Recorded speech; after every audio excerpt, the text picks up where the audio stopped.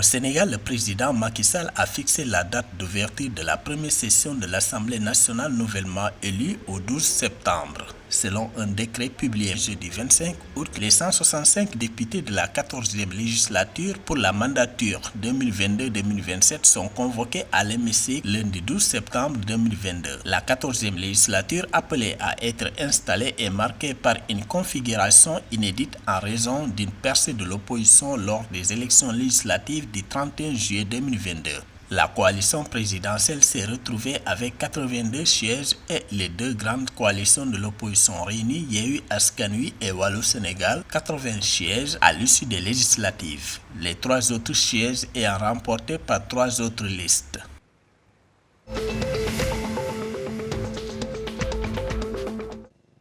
Au Burkina Faso, le président de la transition, le lieutenant-colonel Paul-Henri Sandaogo Damiba, a nommé jeudi 25 août les 40 membres du Conseil de suivi et d'orientation de la transition, COST. Selon une note du gouvernement du Faso, cet organe qui est inscrit dans la charte de la transition est un ensemble de personnalités civiles et militaires qui sont placées autour du chef de l'État. Le COST va permettre au président de la transition d'avoir des avis éclairés pour prendre les décisions concernant l'orientation ou le suivi de l'orientation compte tenu de la situation et des problèmes qui sont posés à un moment donné.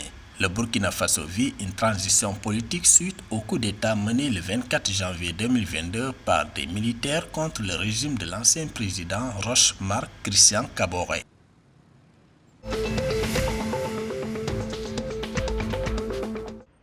En Côte d'Ivoire, le Forum ivoirien du digital FID est prévu du 2 au 3 septembre prochain à Abidjan autour des thématiques relatives au mobile money, l'e-banking et la crypto-monnaie. Le Forum ivoirien du digital est une grande rencontre d'échange, de concertation et de réflexion sur le contenu, les plateformes digitales ivoiriennes.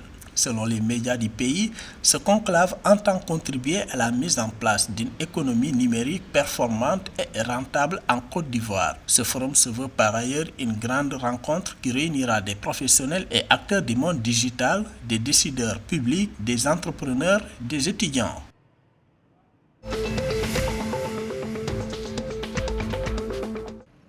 L'État du Mali a remis jeudi 25 août 2022 un appui de matériel de transformation d'une valeur de 300 millions de francs CFA à 275 organisations productrices d'amandes de karité. Selon les médias locaux, cette dotation qui s'inscrit dans le projet d'autonomisation économique des femmes dans la filière karité contribue à l'amélioration des revenus des femmes productrices de la filière karité au Mali. Les matériels remis à ces dernières sont composés de bâches de séchage d'amandes, de 574 marmites d'ébouillantage, d'une vingtaine de mototricycles et de 17 000 fourneaux individuels de fûts et d'autres accessoires.